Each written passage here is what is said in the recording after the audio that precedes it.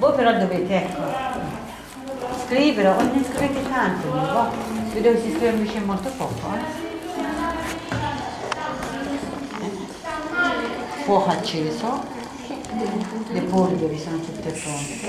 Devo già fuoco. Guardate voi, io no.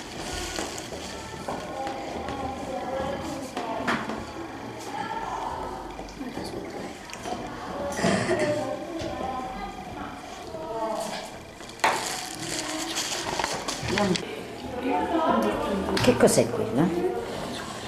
Allora. Zucchero. Ma loro non lo devono sapere, devono... Ah.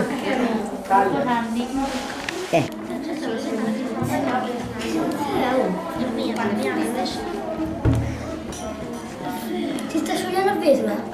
Non si scioglie il vetro. È... lo zucchero che sta diventando caramello. Si caramella. Ecco perché c'è una cosa già... No, il caramello. C'è un po' di sangue. No. Un po' caramello. È diventato caramello. Boh, fico. È green caramel. Da bollire? Sì. Ma che è questo olio? Ma questo è olio. No. Oh, è scoppiato. Un po' elettricità. Per la terza volta. Vedo, guarda. Prendi fuori la scuola. Schifo. No, oddio. Ha delle bollicine quando scoppia. Ora scoppia. Attenzione. Vai. Abbiamo preso una polvere e l'abbiamo messa sul fuoco. Abbiamo atteso qualche minuto e poi abbiamo visto che si è caramellato e così abbiamo scoperto che era lo zucchero.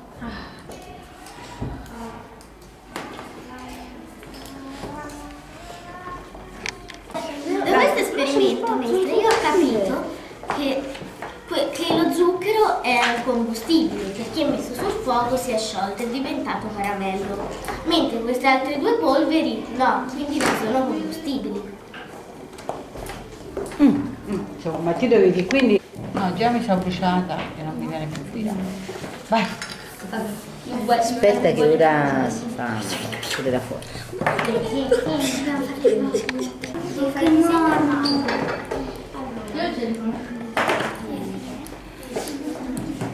La foto sta rifatta.